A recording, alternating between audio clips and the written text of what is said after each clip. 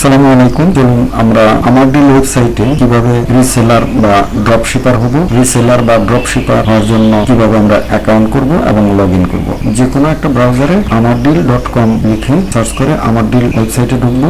ওয়েবসাইটে ঢুকে উপরে মেনুর দিকে আমরা দেখতে পাবো হোম, ব্র্যান্ড ইত্যাদি ইত্যাদি মেনু আছে।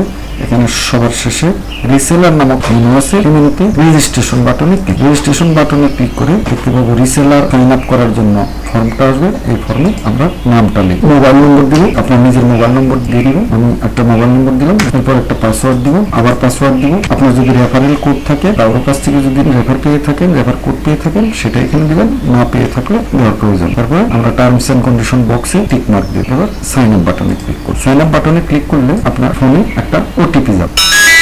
আমাদের এখানে একটা ওটিপি চলে আসছে। ওটিপিটা আমরা এখানে এখন বসিয়ে দেব। এখন ভেরিফাই এতে ক্লিক করলে আপনার অ্যাকাউন্টটা ক্রিয়েট হয়ে যাবে। অ্যাকাউন্টটা ক্রিয়েট হয়ে গেছে। এখন আমরা আবার রিসেলার বাটনে গিয়ে লগ ইন আমরা যে নাম্বারটা দিয়েছিলাম সেই নাম্বারটা দিব, পাসওয়ার্ডটা দিয়েছিলাম, পাসওয়ার্ড সাইন ইন বাটনে ক্লিক করব। Sign in success. আমার ডিল ওয়েবসাইট থেকে চলুন দেখে নেই একজন রিসেলার বা একজন ড্রপশিপার হিসেবে কিভাবে আপনি অর্ডার করবেন। প্রথমে আমার ডিল ওয়েবসাইটে গিয়ে মেনু বারে দেখেন রিসেলার নামক যে বাটন আছে এই বাটনের নিচে লগ ইন অপশন আছে। লগ ইন করার আগে আমরা নরমালি ওয়েবসাইটের ভিতরে যে প্রোডাক্টগুলো দেখতে পাচ্ছি এগুলো আমরা খুচরা মূল্য হিসেবে আমরা দেখতে পাচ্ছি।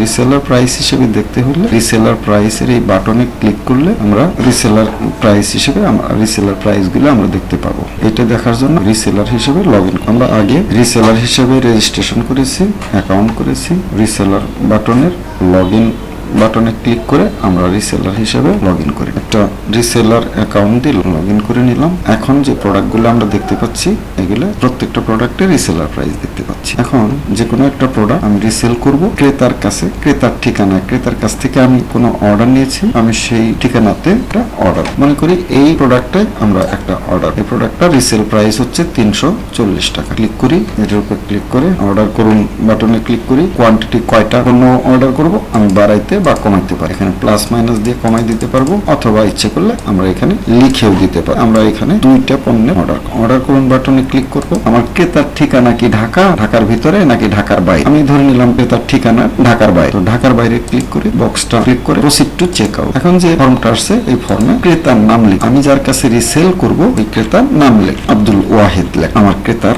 নাম, ক্রেতার মোবাইল নম্বর দিয়ে কাস্টমারের জেলা দিয়ে দেবো, রানা সিলেক্ট করে দেবো। কাস্টমারের বিকল্প আরেক নম্বর যদি থাকে তাহলে দিব, না থাকলে দেওয়ার প্রয়োজন নেই। প্রোডাক্টটি আপনি রিসেলারের কাছে কত টাকায় বিক্রি করছেন সেই মূল্যটা দিয়ে দিব। মনে করি প্রোডাক্টটি 1300 টাকায় কাস্টমারের কাছে বিক্রি করেছি। ডেলিভারি স্থানটা আমরা লিখে দিই, ডেলিভারি স্থান লিখে দিলাম কুলের পাশে, নির্দিষ্ট ডেলিভারি স্থানটা লিখে দিয়ে প্রসিড টু চেক আউট। এই প্রোডাক্টটা আমরা ক্যাশ অন ডেলিভারিতে পাঠাবো। ক্যাশ অন ডেলিভারি বাটনটা চেক করে proceed to check out. Order confirm হয়ে গেছে, অর্ডারটা সাবমিট হয়ে গেছে। এখন আমি যদি অর্ডারটা ট্র্যাক করতে চাই কিভাবে আমি দেখব, তিনটা পদ্ধতিতে আমরা দেখতে পারি। তার প্রথমটা হচ্ছে মনে করি এইটা আমার আইডি, অর্ডার ট্র্যাক আইডি দিলাম আর রিসেলার হিসেবে আমার ফোন নম্বরটা দিলাম, দিয়ে আমি ট্র্যাক করব অর্ডারটা কোথায় আছে, অর্ডার প্লেসড হয়েছে। এছাড়াও আমরা অর্ডার ট্র্যাক করতে গেলে আমাদের নির্দিষ্ট ড্যাশবোর্ডে যাব, মাই অর্ডার বাটনে গিয়ে দেখতে পাবো অর্ডার, মাই অর্ডার, এখানে অনেক কিছু দেখতে পাবো। এটা আমরা দেখি মাই অর্ডারে এর আগে আমরা যে অর্ডার গুলো দিয়েছি সেগুলো সবগুলো এখানে দেখা। সর্বশেষ যে অর্ডারটা দিয়েছি সেটা এখনো পেন্ডিং আছে, আগের গুলো কনফার্ম হয়ে। তো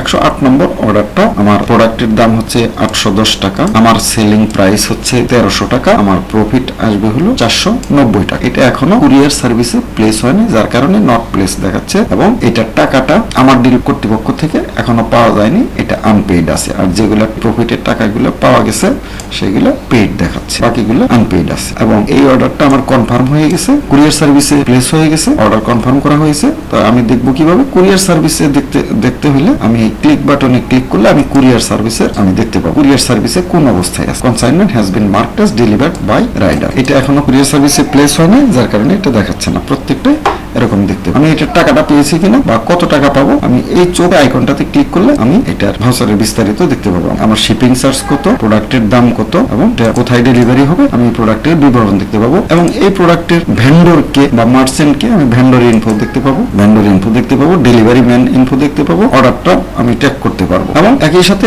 রিসেলার হিসেবে আমি এই ভেন্ডরের সঙ্গে চ্যাট করতে পারবো, চ্যাট উইথ ভেন্ডর। এখানে ক্লিক করে আমি ভেন্ডরকে কোনো মেসেজ দিতে চাইলে সরাসরি ভেন্ডরকে এই সাইটের মাধ্যমে আমি আমি মেসেজ দিতে পারবো। ভেন্ডর হয়তো আমাকে কল করবে, আমি কল করার জন্য একটা ভেন্ডরকে সরাসরি সাইটের মাধ্যমে মেসেজ দিয়ে দিলাম। এখন অর্ডার সামারিতে আমি এখানে সবগুলো অর্ডার দেখতে পাবো। এ যাবত আমি যতগুলো অর্ডার দিয়েছি সবগুলো দেখতে পাবো। সেখানে আমার ওই প্রোডাক্টের দাম কত ছিল, মূল্য কত ছিল, আমি কত টাকায় সেল করছি, আমার প্রফিট কত আছে, এবং কুরিয়ার সার্ভিস আমি প্লেস করছি সেটা আমি দেখতে পাবো, এবং এই টাকাটা আমি পেয়েছি কিনা সেটাও এখানে দেখা। আনপেইড থাকলে আমি পাই নাই, পেইড থাকলে ওনারা পেইড করে দিছে। এবং এই আইকনে ক্লিক করলে যে ভাউচারটা দেখতে পাবো, সেটা ভাউচারটা আমি সরাসরি এখান থেকে ডাউনলোড করতে পারবো বা প্রিন্ট করতে। ধন্যবাদ সব।